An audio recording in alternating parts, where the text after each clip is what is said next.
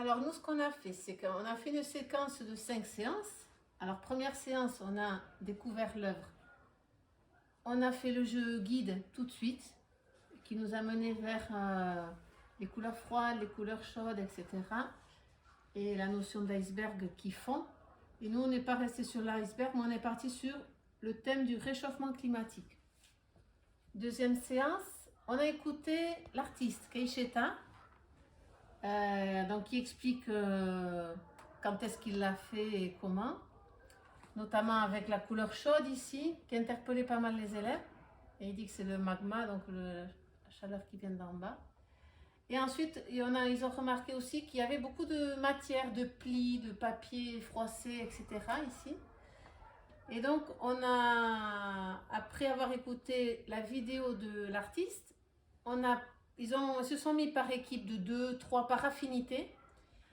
Et ils ont choisi un thème de réchauffement climatique. Alors, certains ont pris l'iceberg, d'autres ont pris l'incendie. Alors, c'était compliqué, c'est des CM1, CM2 et CE1, CE2.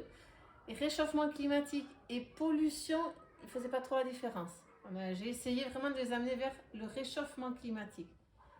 Et certains ont pris les incendies, d'autres la sécheresse, bon voilà. Et comme il y avait un jeu de matière, on a pris des œuvres anciennes qu'on avait à l'Ikastola, qui avaient déjà été peintes et repeintes plusieurs années de suite. Et donc ils ont décidé de la couleur du fond et ils ont peint le fond, on a laissé sécher jusqu'à la séance 3.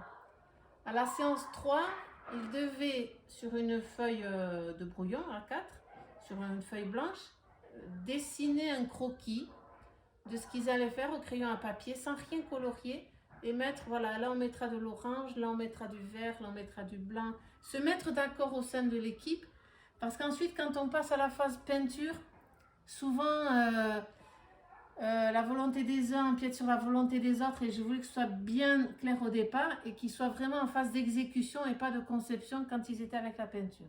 Donc séance 4 peinture et là ils ont été vraiment, tout le monde savait ce qu'ils voulaient faire, quelle peinture élaborer parce qu'ils ont fait les mélanges eux-mêmes. Il y en a qui faisaient le feu, l'autre qui faisait les arbres, l'autre voilà.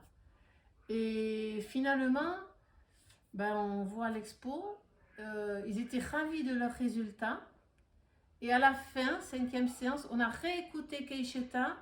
Et vu qu'ils étaient passés par toutes ces étapes, je crois qu'ils l'ont entendu différemment. Voilà. Mileshker Keisheta, Taïtsalak Tivoa.